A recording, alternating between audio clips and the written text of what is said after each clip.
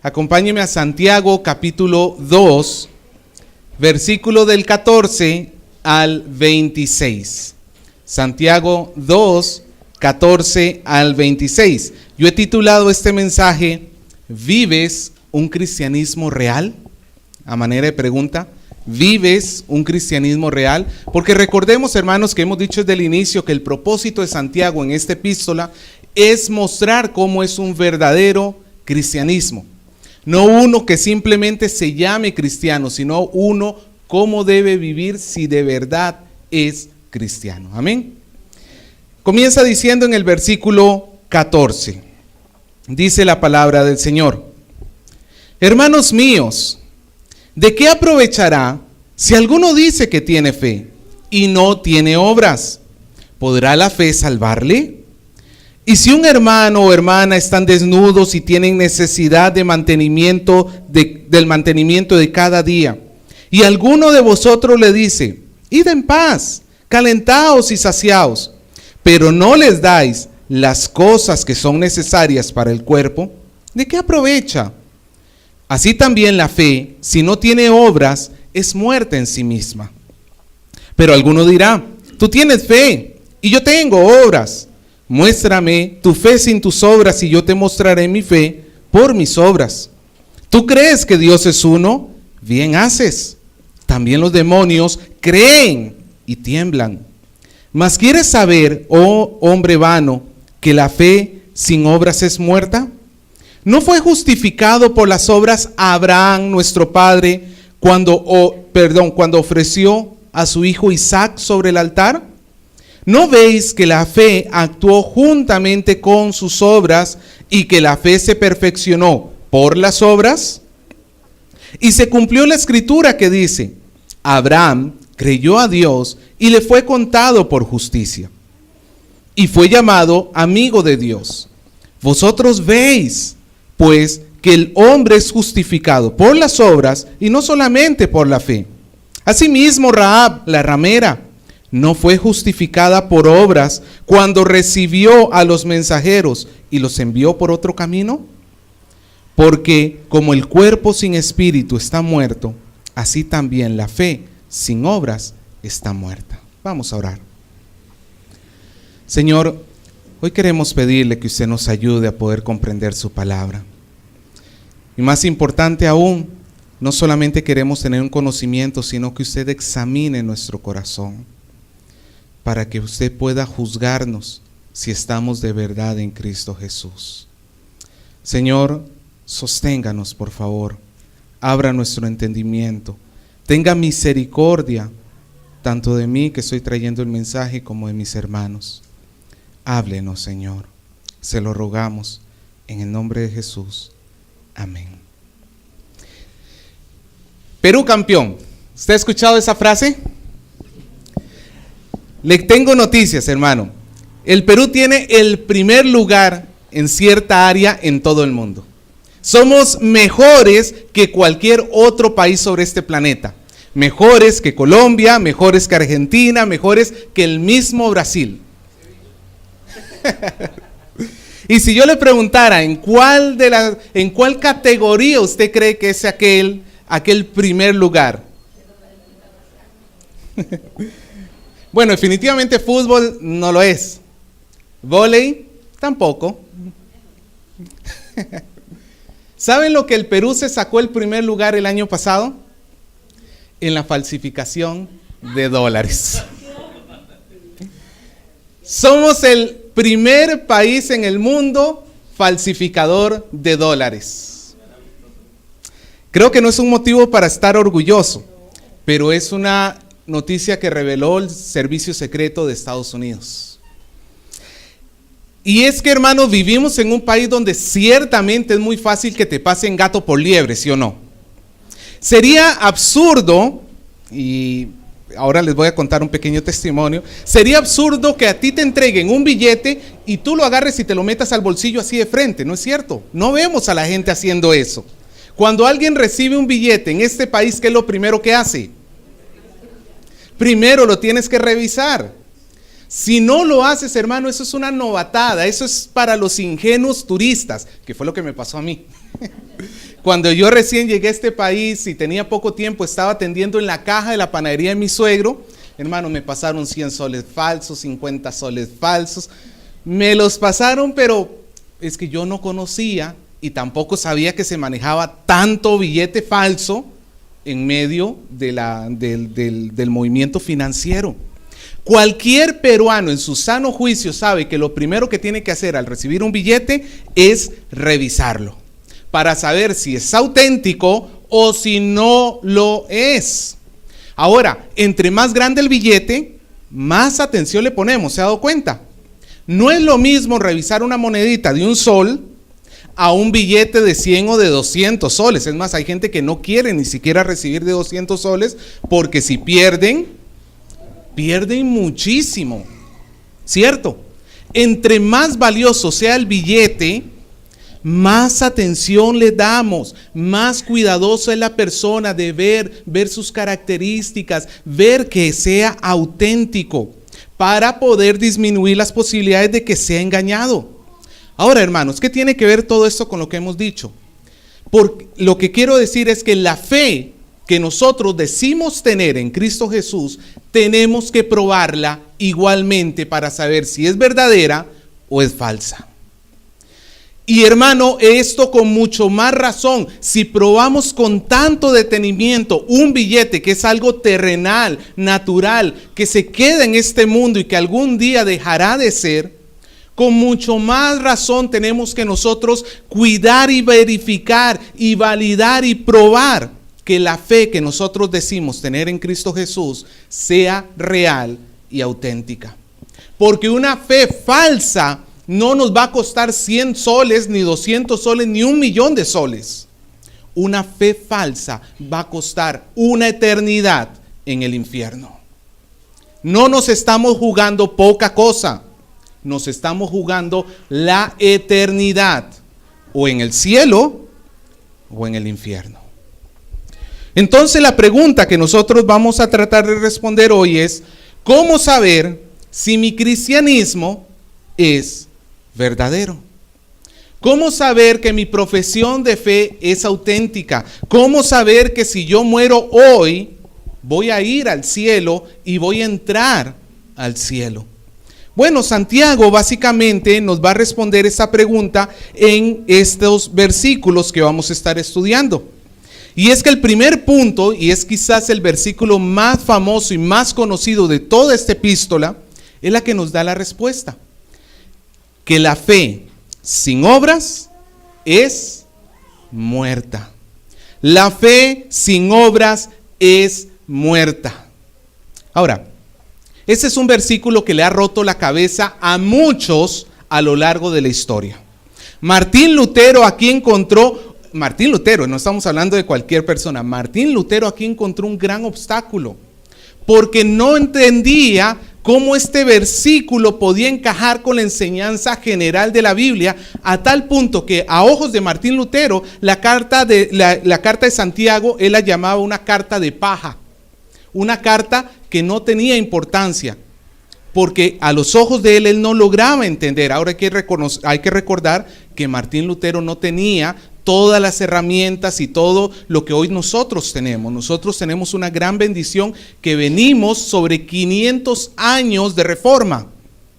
Martín Lutero recién estaba comenzando esta etapa y él estaba luchando contra el sistema romano, donde justamente dice que para ser salvo se necesita no solamente la fe en Jesús, sino también las obras. Por eso esto no le cabía en la cabeza a Lutero.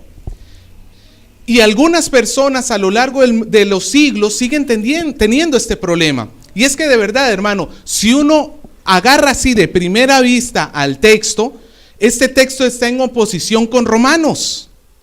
Porque Romanos, Pablo dice que el hombre es salvo solamente por la fe, sin las obras. Pero acá, ¿qué nos dice Santiago? Que el hombre es salvo no solamente por la fe, sino también con las obras. Y es como si de repente tú entraras a una habitación donde había estado hablando desde hace rato Santiago con Pablo. Ellos tienen una conversación hace rato. Y tú recién entras Y lo único que llegas a escuchar es que Pablo dice, los hombres son salvos por la fe sin la necesidad de obras. Y Santiago le responde, sí, los hombres son salvos por la fe y necesitan las obras. Y los dos asientan con la cabeza, tiene razón. Y se dan la mano y salen juntos de aquel lugar. Y tú te quedas pensando, oye, estos dos están locos. Porque uno ha dicho lo opuesto del otro y sin embargo los dos dijeron que ambos tenían razón. ¿Cómo puede ser esto posible? Porque, hermano, no tenemos que perder de vista los contextos. Los contextos son importantes. Por ejemplo, no es lo mismo decirle a una persona, hermano, póngase a trabajar, que decirle a la otra persona, deja de estar trabajando tanto. Alguno dirá, pero entonces ¿en qué quedamos? ¿O trabajo o no trabajo? El asunto está que depende de la situación. A alguno lo estoy regañando porque no quiere trabajar y al otro lo estoy regañando porque se excede en el trabajo. ¿Qué es lo que sucede? Pablo en la epístola de los Romanos, él está combatiendo con creyentes, con cristianos que piensan que pueden llegar a ser salvos poniendo su fe en Jesús, pero necesariamente aumentándole otro tipo de obras. Por ejemplo, la circuncisión, por ejemplo, el bautizo o cualquier otro tipo de obras. Si tú no haces tal cosa, nunca vas a llegar a ser salvo. No es suficiente la fe en Jesús. Sería lo que diría estas personas. A lo cual Pablo le responde, no. Nunca las obras no se necesitan para la salvación. Lo único que tú necesitas es depositar tu fe en Cristo Jesús. Amén. Pero por el otro lado, Santiago le está hablando a un público muy diferente. Le está hablando a judíos que quieren decir que tienen simplemente por tener su fe en Dios, su fe en Jesús, eso ya es suficiente para ser salvo, pero no quieren mostrar a través de sus obras que de verdad han creído en Jesús. Son cristianos, llamémoslo así, perezosos. Que bueno, yo creo en Jesús, sí, claro que sí, pero sigo conviviendo con la amante, con el amante. Yo soy salvo, sí, yo soy cristiano, claro que sí, pero sigo robando en el trabajo. A estos, Santiago les está diciendo, espérense un ratito.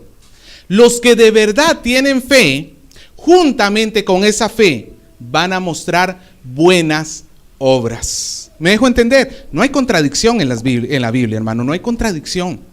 Pero hay que entender a quién le está escribiendo cada quien.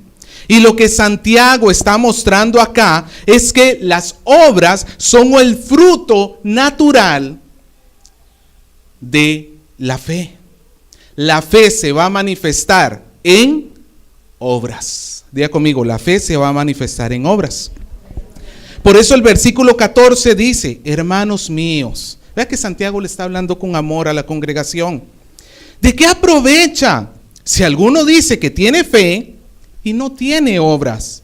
¿Podrá esa fe salvarle? Hermanos, el punto está que las obras que acompañan a la fe validan la fe. Y hoy vamos a estar desarrollando eso. No es que somos salvos por hacer obras, pero es que la verdadera fe nos va a conducir a las obras. Es como esto. Cuando usted ha visto estas personas que mueren por un momento y de repente llega el médico con, no sé cómo se llama, desfibrilador, algo así, no me acuerdo, y atrás y ¡plax! Le dan el choque eléctrico. Esta persona por un momento estuvo muerta, ¿cierto? Pero luego que le dan el choque eléctrico, se logra levantar y logra caminar. Ahora pregunto, ¿por levantarse y caminar significa que revivió?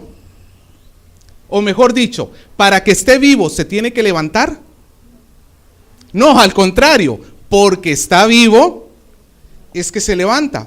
Ahora, y si le pone el aparato, ya no me acuerdo cómo, eso, y por más que le pone, nunca se levanta la persona, ¿qué significa? ¿Está viva? Se murió. Es lo mismo acá. Tú no necesitas hacer obras para vivir espiritualmente. No. Pero todos aquellos que tienen vida espiritualmente necesariamente van a tener obras, porque no se pueden separar. Algunos creyentes piensan que ya no es necesario cumplir la ley de Dios. El Señor se llevó la ley, la quitó. No, hermano, Cristo quitó la maldición de la ley. En otras palabras, las consecuencias de no haber cumplido la ley, Cristo las llevó en nuestro lugar. Nosotros, gracias a Dios, no vamos a enfrentar el castigo por no haber cumplido la ley.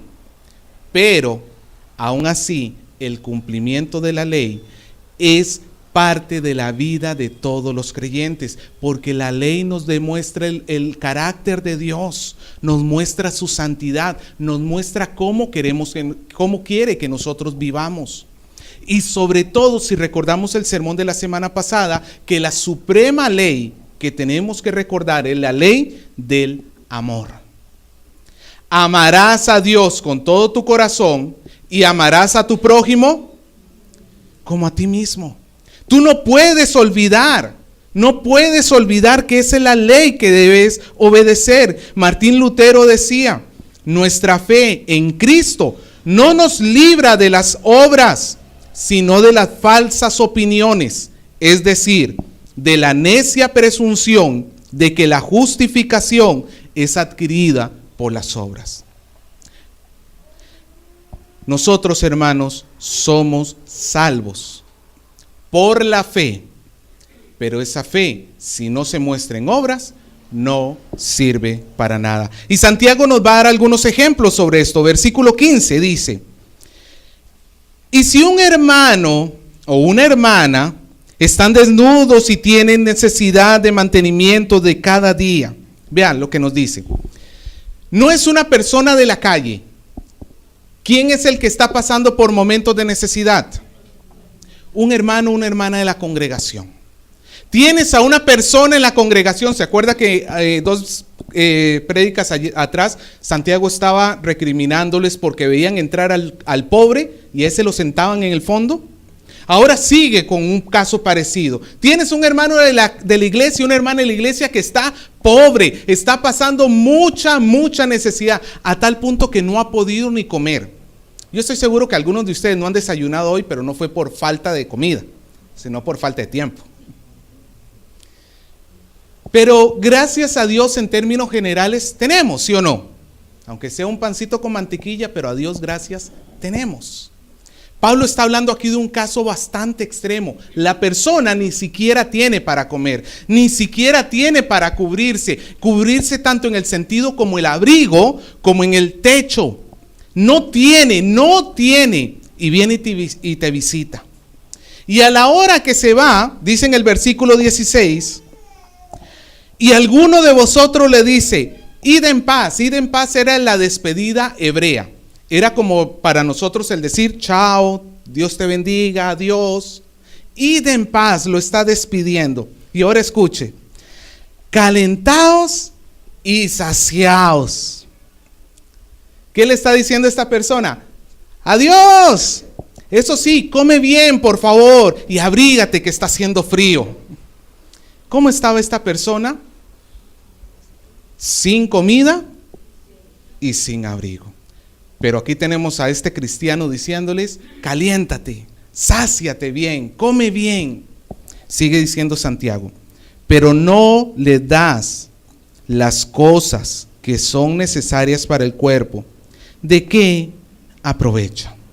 Hermano, el cristiano que está despidiendo al pobre y le dice, anda bien, come bastante, para él es muy fácil decirlo. Él tiene abrigo, él tiene comida. Las palabras no cuestan soltarlas de la boca. No le cuesta un sol decirle y darle esos buenos pensamientos al pobre. Pero el pobre que escucha eso, ¿tienen sentido esas palabras? ¿Tiene sentido que me desee abrigo cuando no tengo abrigo? ¿Sirven esas palabras de algo, hermano? La respuesta es, esas palabras no sirven de nada.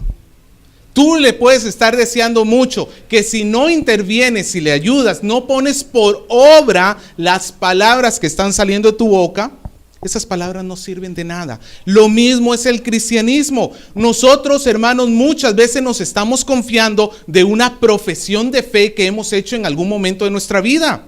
Sí, pastor, yo soy cristiano. ¿Por qué? Porque levanté la mano una vez y hice la oración de fe. Porque un día yo confesé a Jesús como mi Señor y como mi Salvador. Porque un día yo estuve allí y yo dije, Señor, te entrego mi vida. El asunto es que si esa profesión de fe no va acompañada por una vida de santidad, esa persona, hermanos, no ha recibido a Jesús.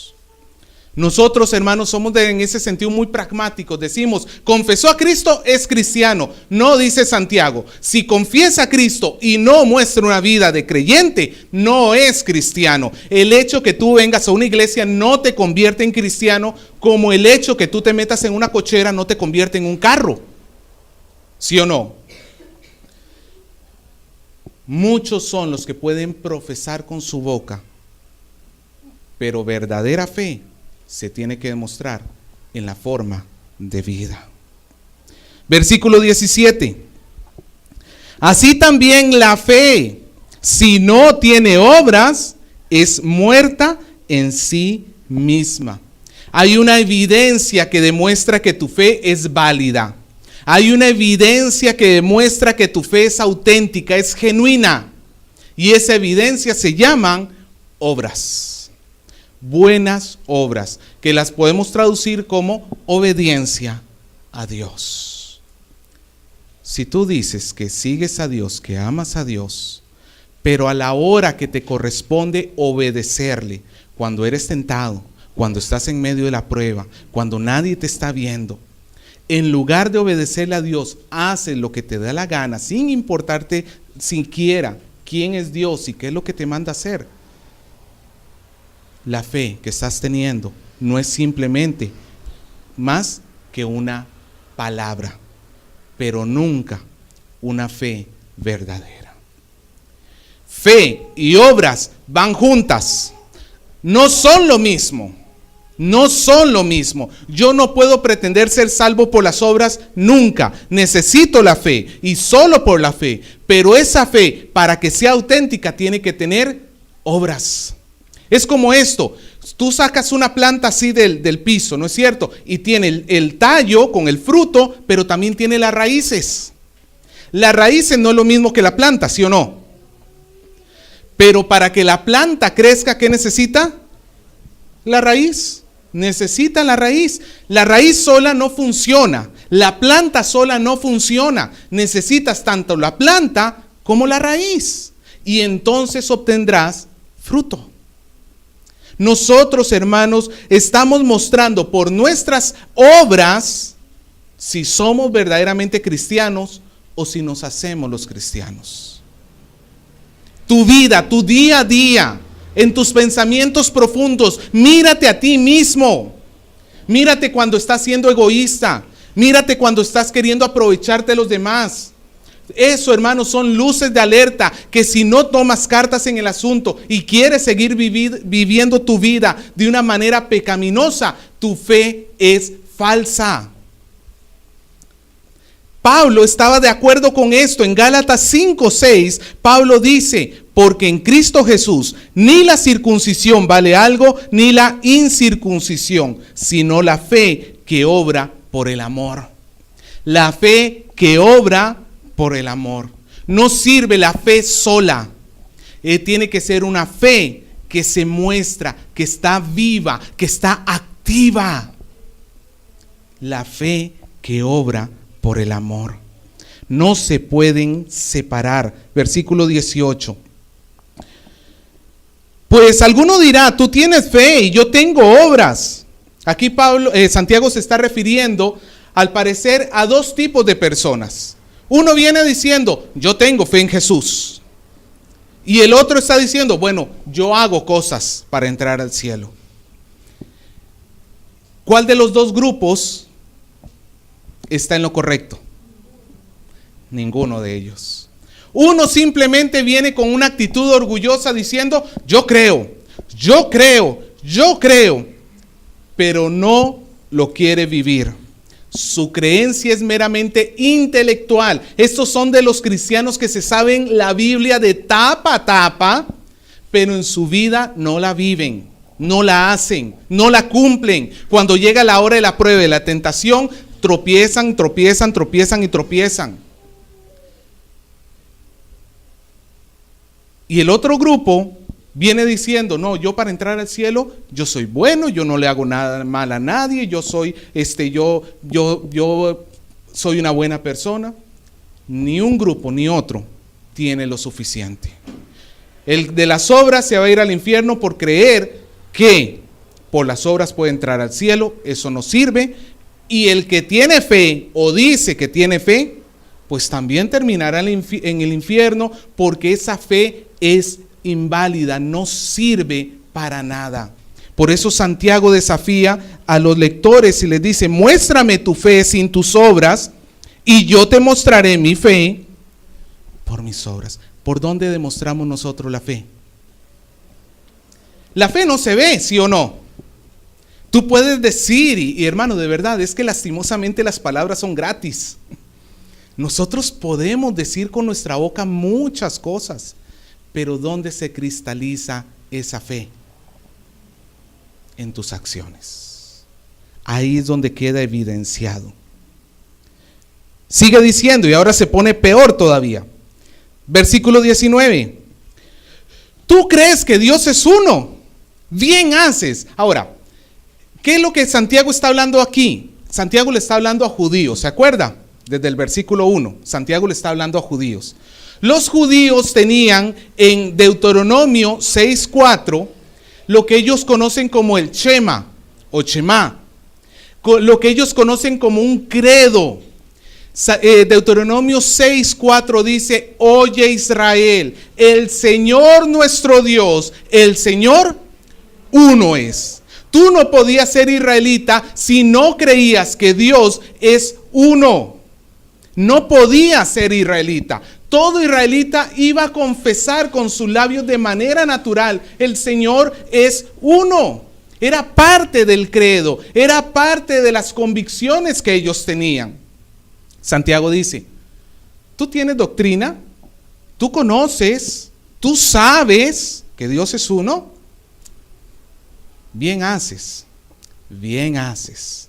Y algunos se sentiría contento diciendo, yo sé, yo conozco, yo me sé la doctrina, me sé los credos, me sé la visión de la iglesia, me sé la Biblia, me sé las interpretaciones, yo sé.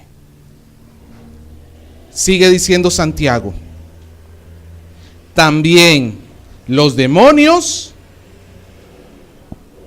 creen y tiemblan. Durante el ministerio terrenal de Jesús, por ejemplo, el endemoniado gadareno, cuando se le acercó Jesús, ¿sabe qué fue lo primero que dijo? Lo reconoció como Señor, lo reconoció como el Hijo de Dios. El demonio estaba haciendo una profesión con sus labios de que Jesús es el Señor. ¿Pero por eso fue salvo ese demonio? Para nada. El fruto de sus labios no es suficiente para que alcance la salvación. El demonio cree, los demonios creen. Hermano, no hay demonio ateo, ¿lo sabía usted? No hay demonio ateo. Los demonios creen en Dios. Y aún esa creencia les alcanza hasta para temblar ante Dios, pero no para reverenciarlo, ni para seguirlo, ni para amarlo. Pero curiosamente, aunque los demonios creen y tiemblan, hay cristianos que dicen creer y ni le tiemblan a Dios. Cuando están pecando, ni tiemblan ante Dios. Cuando están haciendo sus maldades, ni tiemblan ante Dios. Cuando están permitiendo todo tipo de malos pensamientos en su cabeza, ni tiemblan ante Dios. Hermano, peor que demonio. Peor que demonio. Peor que demonio.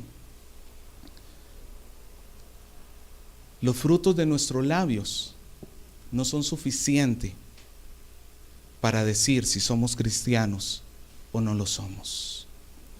Un cristianismo basado solamente en una profesión de fe no te alcanza, hermano.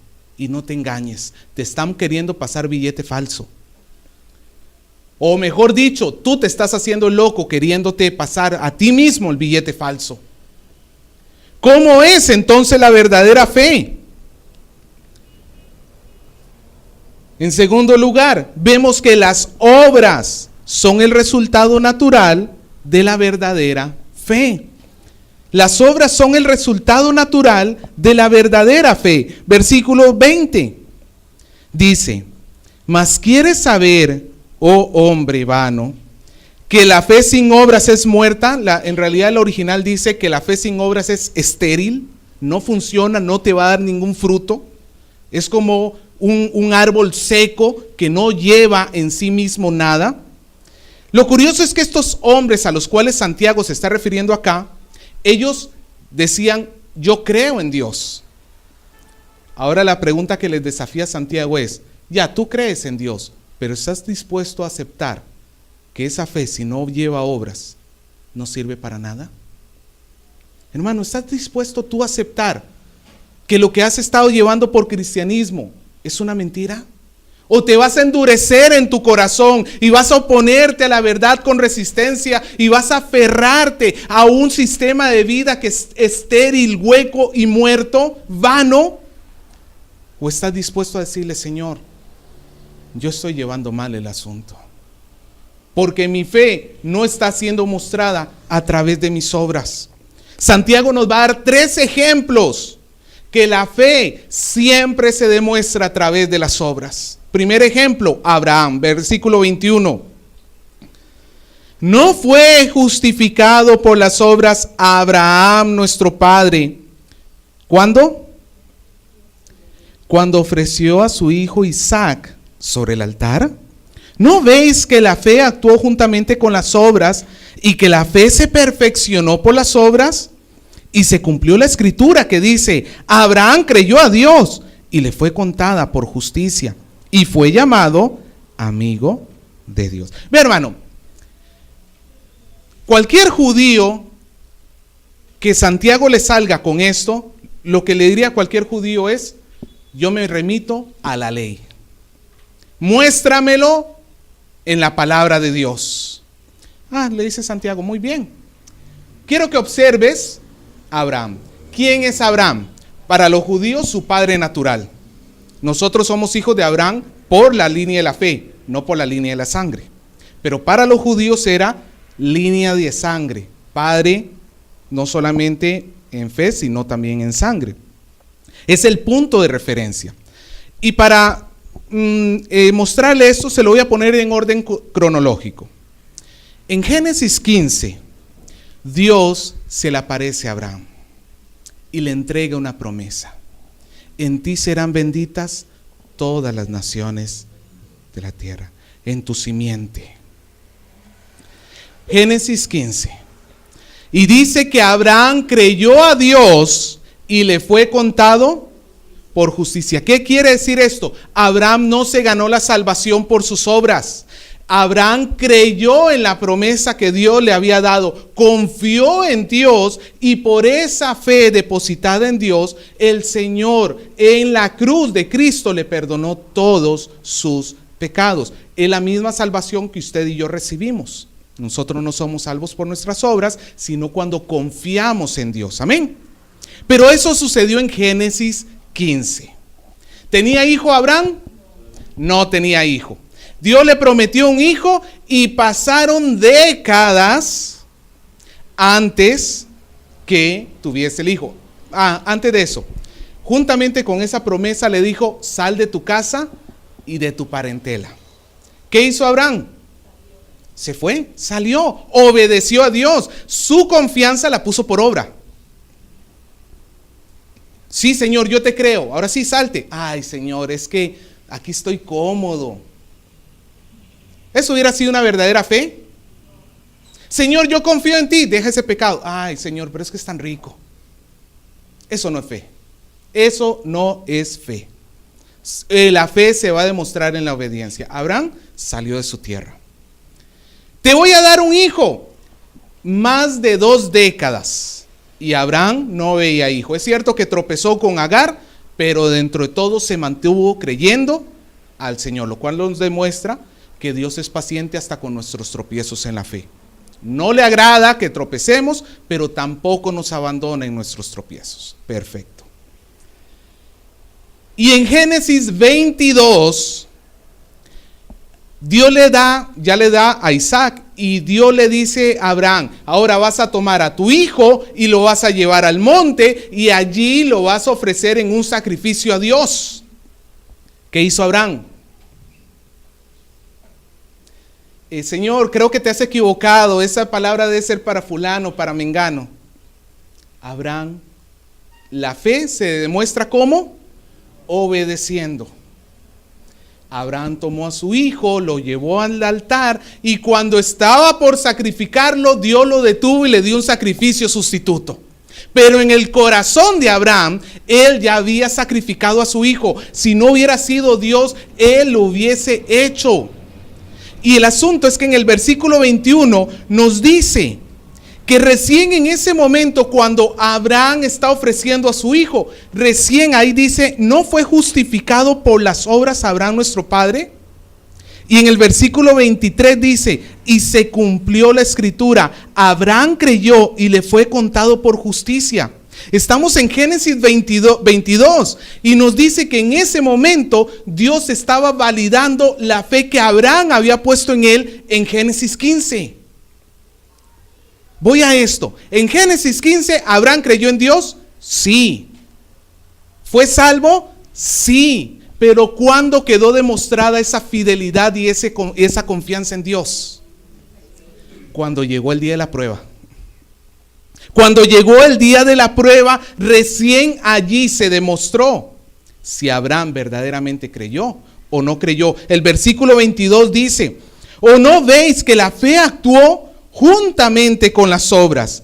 Y ojo a lo que sigue: y que la fe se perfeccionó por las obras. ¿Qué utilizó Dios para perfeccionar la fe de este hombre Abraham? Pruebas. Primera prueba: deja tu casa.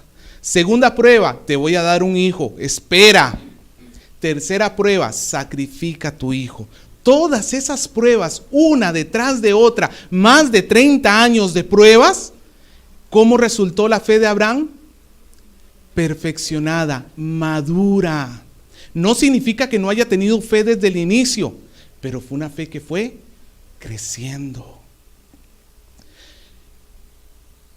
El punto está, hermanos, que si Abraham hubiera dicho: yo creo en Dios, pero a la hora de la prueba desertaba, abandonaba a Dios, su fe no es verdadera. La parábola del sembrador, Jesús lo dice así: que una semilla cayó entre espinos, otra cayó sobre la piedra o entre piedras.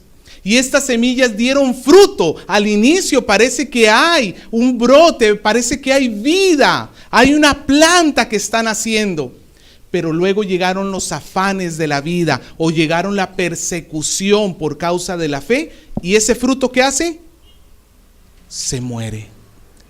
Esas personas, hermano, un creyente que cuando se acercan las persecuciones o cuando está más afanado en esta vida que en el reino de Dios, es una persona que su profesión de fe es falsa.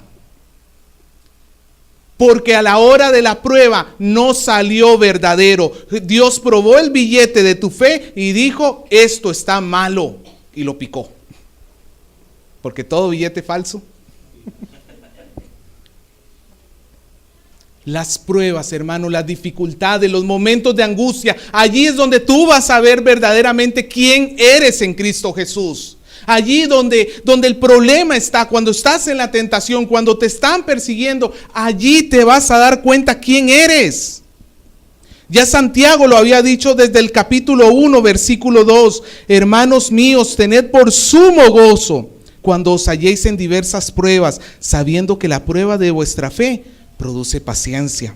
Mas tenga la paciencia su obra completa, para que seáis perfectos y cabales, sin que os falte cosa alguna. Dios está probando nuestra fe. El que se mantiene en Cristo podrá decir: gracias, Señor, porque mi fe es verdadera. Ahora, algún judío le podía decir a Santiago: ya pues, Santiago, no te pases, me estás queriendo comparar con Abraham, el padre de nuestra fe. ¿Tú crees que yo voy a poder llegar hasta la altura de ese hombre tan grande que fue Abraham? Dice Santiago: bueno, está bien. De repente Abraham es mucho para ti, pero tú eres mejor que una prostituta, ¿no? Tú eres mejor que una prostituta. Allá, entonces veamos el caso de una prostituta. Vamos a Rahab, versículo 25. Así también Rahab, la ramera, ¿no fue justificada por obras cuando recibió a los mensajeros y los envió por otro camino? Es la misma figura acá. ¿Qué sucedió con Rahab? Es curioso porque en varias partes de la Biblia Rahab y Abraham se mencionan juntos. Varios los ponen como contraste y al mismo tiempo como complementos. Abraham, ¿quién era? El padre de la nación judía. Rahab, una prostituta. Abraham, ¿qué le había prometido Dios? La tierra prometida, ¿no es cierto? ¿Y Rahab dónde vivía? En Jericó, una ciudad que estaba a punto de ser destruida en juicio de Dios. Abraham había recibido a los mensajeros de Dios antes de que destruyeran Sodoma y Gomorra.